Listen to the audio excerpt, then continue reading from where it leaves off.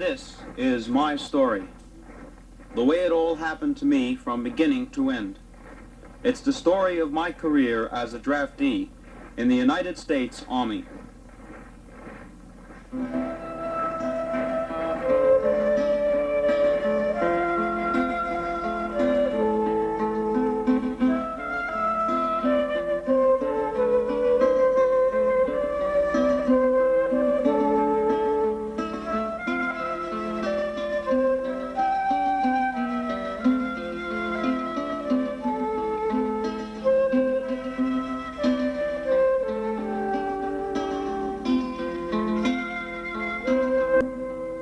It all started in the fall term of 1966 at Brooklyn College as I began my graduate studies in broadcasting.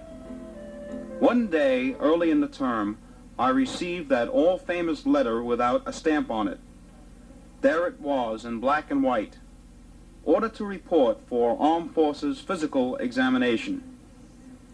I knew the Selective Service Board would get around to me sooner or later.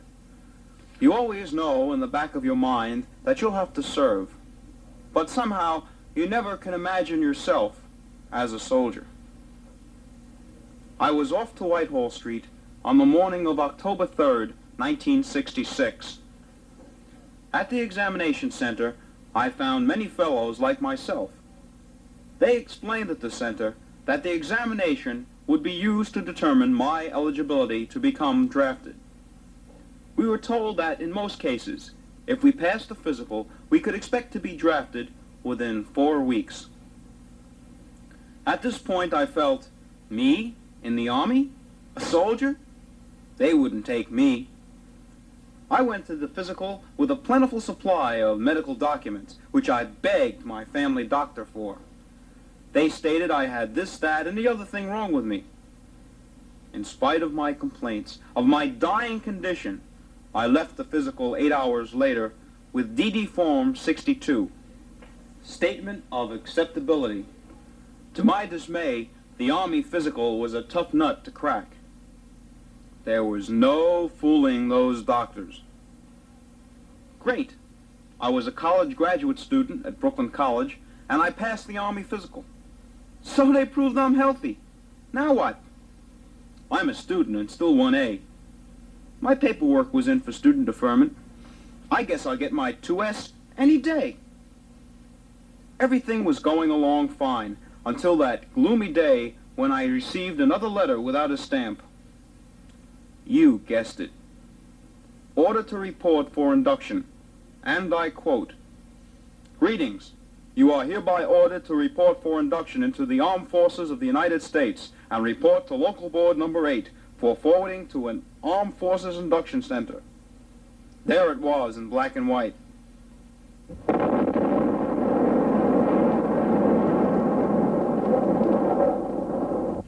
Drafted!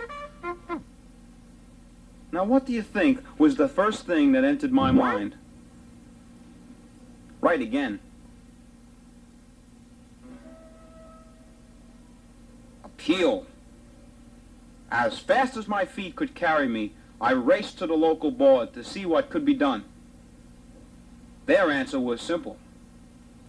"Sorry about that. Uncle Sam wants you." "Who, me?" "Yes, you." Oy. I think at this point I conceded. I reasoned, if the country wants me, it must be in trouble. Besides, it would be better to get it over with and serve for 2 years, and know after that, I never could be drafted again. On November 9th, 1966, I reported with my toothbrush to Local Board Number 8 of the Selective Service at 6:30 a.m. There I was met by a group of about 60 boys with their bewildered parents and weeping girlfriends who, like myself, were drafted. At the board, they had a ceremony. I live in the city of Yonkers, a suburb of New York City in Westchester County. The ceremony consisted of speeches by the clergy, local merchants, the Salvation Army, and the Red Cross. Even the mayor was there. All I could think of during the proceedings was, send our boys off to war, maybe even get killed. So start them off with a ceremony to erase all guilt. After the proceedings, we were bussed off to Whitehall Street for induction. After quite a bit of processing, we were led up to a room where we were positioned for the oath. The sergeant in charge asked if anyone refused to be inducted. One fellow was escorted out of the room. Then I raised my right hand, and at that moment I became Private US 516-14468, United States Army. We were now marched to a waiting room to be shipped to basic training. Shipment? Bust? Loaded? I felt like a crate. Well, I guess I sort of am a crate, a GI, general issue. No one at this point had any idea where they would be sent. Orders were finally distributed. I was to be shipped to Fort Jackson, South Carolina. We boarded buses at Whitehall Street that took us to JFK Airport. We flew by a government-chartered flight to Columbus, South Carolina. Then, we boarded buses that took us to the reception station. By now, it was 11 p.m., and we started processing. Boy, was I tired. That's the Army for you. Hurry up and wait. We were finally bedded down in Tent City at 3 a.m.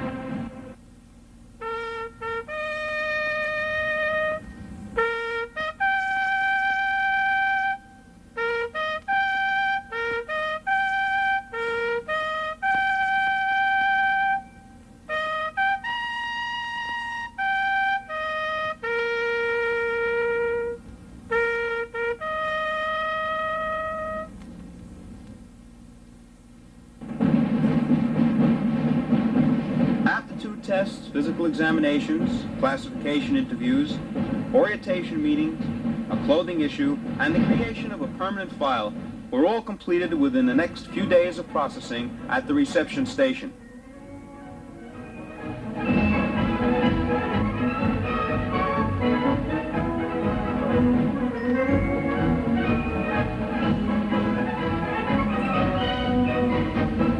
A shearing was also cared for at the reception station. In Tent City, you meet...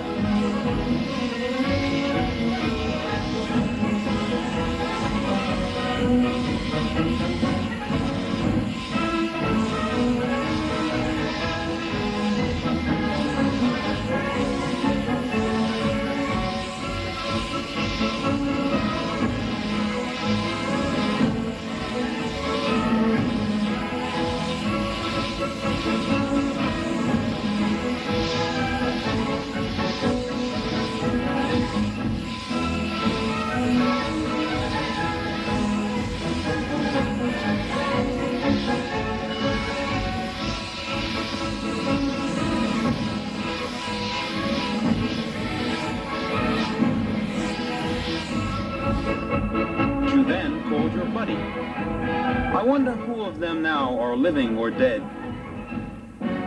At the reception station on the 4th day, you get orders assigning you to basic training. I wound up in C-10-2, that's Company C, 10th Battalion, 2nd Training Brigade. In short, we were just Charlie's cheaters. The first day of basic training, I met a fellow like this.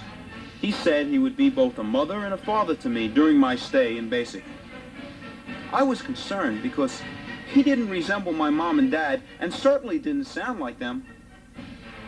Of course, you recognize him to be a smiling DI or drill instructor. He will make men of you. In those first few days, he teaches you a new vocabulary. You live in a barracks and you keep it clean for inspections by your commanding officer, who you want to keep around. So you learn to polish boots and have GI parties. The chow line is where you learn to wait to eat in the mess hall. A training day in basic starts with reveille at 4 a.m.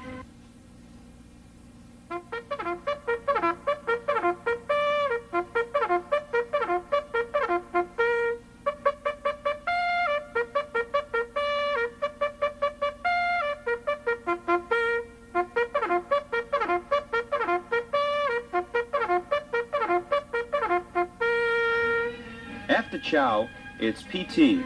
Then, in classes like these, you learn first aid. Here, you learn to mend you and your buddy in combat emergencies.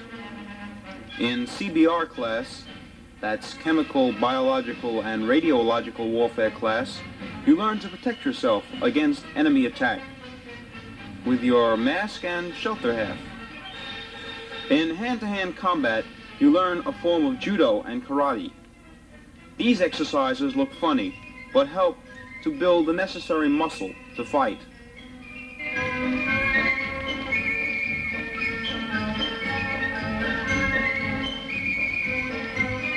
This is the penalty of eating, KP, noted as one of the necessary evils of the service. An extracurricular class is given about every 2 weeks. I classify it as fun and games in the Army. Details are more fun and games, and are frequent if you disobey the rules. As you march from place to place for your training, you begin to look like soldiers. By my 3rd week, I did. Then, I got my rifle and learned what you did with it. And on the ranges, how to use it. With the aid of a DI, I began to look like a fighting man. A bayonet is a useful weapon when you learn to become an American fighting killer, said my DI.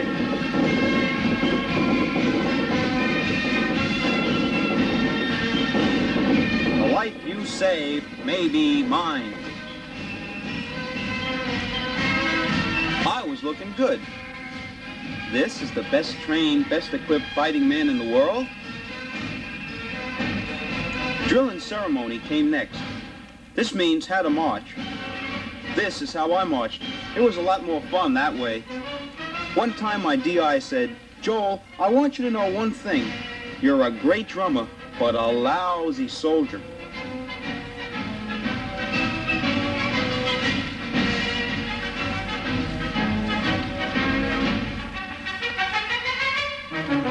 With our field gear, we went on an outing called bivouac. We ate a picnic lunch out in the field. On bivouac, we threw grenades. I pulled KP that day. I wonder why.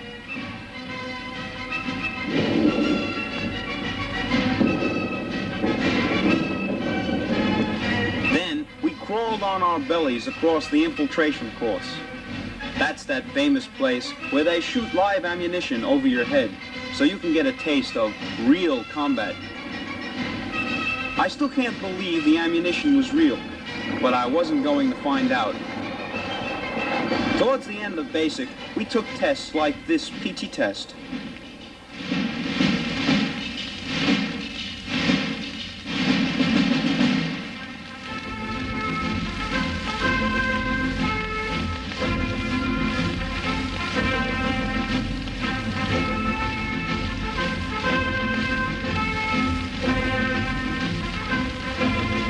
At the ranges, we qualified in marksmanship. I shot 30 out of 70 targets. If you shoot less than 30, you're bolo.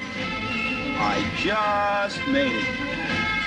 These tests proved you were a soldier.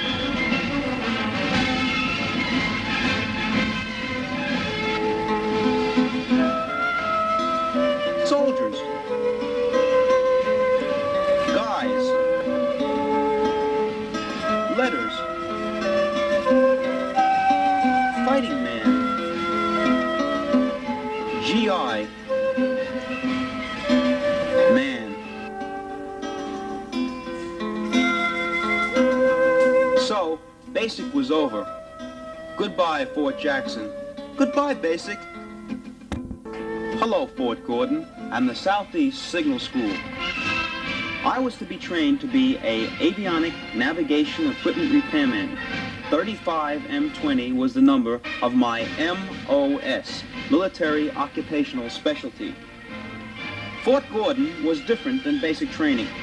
It was a school. My school can be seen behind me here. In school, I learned electronics. This was my barracks. and we kept it spotless clean. Headquarters at Fort Gordon was impressive. Its library was unique for an army structure. The new guys I met were fun, like Juan and Candy. At Fort Gordon, we had wax and parades and drummers. Yup, here too. And marching bands. I was at Fort Gordon for about 20 weeks. Candy, my buddy, was from Griffin, Georgia, and his brothers lived in Atlanta. We took buses there every weekend when we got 3-day passes. With Candy, I had fun, whoops, and became friends with the Soldiers, a band composed of Candy's brothers. Ray was the lead singer, Tony was the bass man, Chuck was the drummer, Steve was the guitar man, and Billy, he played the organ. I traveled with the band to their jobs and was once offered a job as a go-go dancer by an agent. Girls are a part of a GI's life, and, well, I made out all right. After electronics school, I was ordered to the United States Aviation School at Fort Rucker, Alabama. I was to have repaired radios on aircraft, but at Fort Rucker, they had an instructional television station. Because of my experience, I arranged to get myself assigned to it. I was assigned to the headquarters and service company at Fort Rucker. This is where I resided. For duty, I was assigned to the television installation. This was our van, where we prepared instructional television tapes to be used in the military classroom. Our van was a complete television studio on wheels. The van was practical because many of the subjects we made tapes about couldn't fit in the studio. We made tapes on location at airfields and on landing pads at Fort Rucker. Our crew was composed of military and civilian personnel. This is me on location. I bought this car at Fort Rucker. It was a hot rod, souped up in the works. I took one trip in it to Panama City, Florida. This is what I did along the way. This is me in the Gulf. George was a buddy of mine. He was working for Special Services Entertainment. I became employed by them at Fort Rucker after duty hours. I became the technical director for Special Services Entertainment at Fort Rucker. This was an example of the talent. I helped build this stage for one of the shows. Education is stressed in the service. I took a graduate course in educational psychology here at the Post-Education Center. 3/4 of the tuition was paid for by the government. The Peanut Festival is held every year at Dothan, Alabama. It resembles a big county fair. This was my first tractor ride, and this was the first tractor. Vic came from Hungary to the United States. At 27, he was drafted into the American Army. Vic and I met at Fort Gordon, where we went to school together. We traveled to Fort Rucker and then to Germany, and wound up in the same company. My last duty station was in Baumholder, Germany. I was put on a levee at Fort Rucker. This means they needed people somewhere fast. Somehow, my name came up on the list. Why it was Germany and not Vietnam is anyone's guess. The sign reads H.D. Smith Barracks. It was home for the next 7 months. Baumholder was the town, and this was the sign headquarters. Home was this stucco building. I was assigned to the 708 Maintenance Battalion to do electronics. I couldn't fix radios, and I told my first sergeant I wanted to work for Special Services. Because I had gone to college, they put me to work as a production control clerk in the shop office. I pushed a pencil. My unit did the main support maintenance for the 8th Infantry Division. Baumholder is the second largest NATO training center in Europe. It had tanks, and howitzers, and battlefields, and ranges. You get the idea the United States government doesn't play around when it comes to defense. After trying for more than a month, I cut through the red tape and got a job with Special Services Entertainment at Baumholder. My office was in Theater Number 1. I was still assigned to my company, but was attached to Special Services for special duty. My job was to give technical assistance to the area's civilian entertainment director. I traveled with USO shows like these, presenting college girls and guys to boost troop morale. This is General Mayberry and I. He is the general in charge of the 8th Infantry Division. The job was great, but so was the life in Germany. This is Dan. He worked with me at Special Services. Dan had a 1955 Opel. Dan also had a black belt in karate. Dan taught a karate class for a German karate club in a town 6 miles from Baumholder called Friesen. His friends became my friends, and like in Atlanta, I found a new home. Sylvia was Dan's girlfriend. I didn't mess with her, but I did okay. Eddie and Benno were our best friends. The members of a rock band called the Hurricanes became my good buddies. Oscar was the lead guitar and singer, Wolfgang was the rhythm guitarist, and Peter was the drummer. Friesen was mostly a farm town. However, it had one industrial plant that made steel doors. The cafe was the main hangout for the Friesen youth. I knew everyone. This was amazing to me because I speak very little German. Girls, well, I met a few. This is a beer fest tent. In Germany, the beer is the best in the world. Wine is plentiful too. These were taken at a wine fest in Trabach. Traveling is great while stationed in Europe. I took 2 leaves. On one, I went to London.